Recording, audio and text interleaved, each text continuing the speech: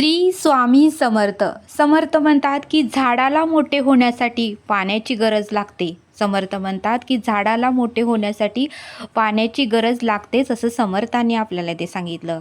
तसं समर्थ म्हणतात की मनुष्याला जगण्यासाठी अन्नाची गरज लागतेच. मनुष्याला जीवन जगण्यासाठी अन्नाची गरज लागतेच असं समर्थांनी आपल्याला ते सांगितलं.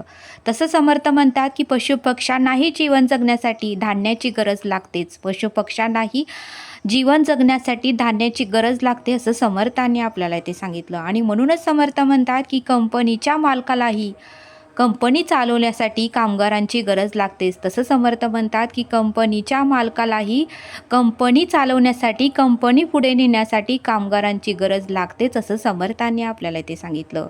म्हणून समर्थ म्हणतात की माणसाच्या पैशामध्ये वाढ झाली की माणसाच्या अहंकारामध्येही वाढ होते असं समर्थ आपल्याला ते सांगतात.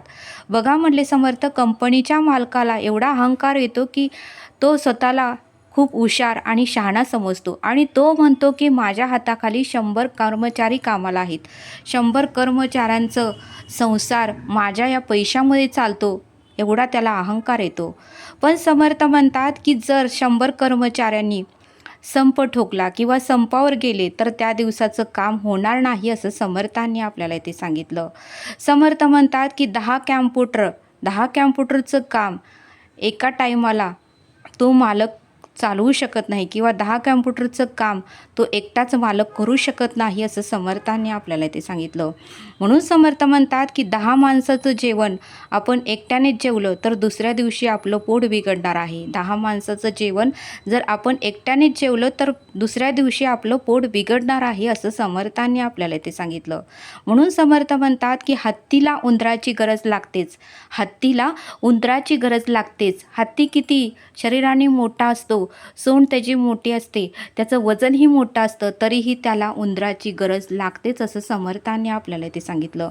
म्हणून समर्थ म्हणतात की प्रत्येक कंपनीच्या मालकाने कामगारांना मान सन्मान दिला पाहिजे. प्रत्येक कंपनीच्या मालकाने कामगारांना मान सन्मान दिला पाहिजे, कारण त्या कामगारामुळेच ती कंपनी चालत असते. म्हणून समर्थ म्हणतात की काळामध्ये एवढी शक्ती आहे की काळ प्रत्येकाला त्याची लायकी दाखवूनच देतो.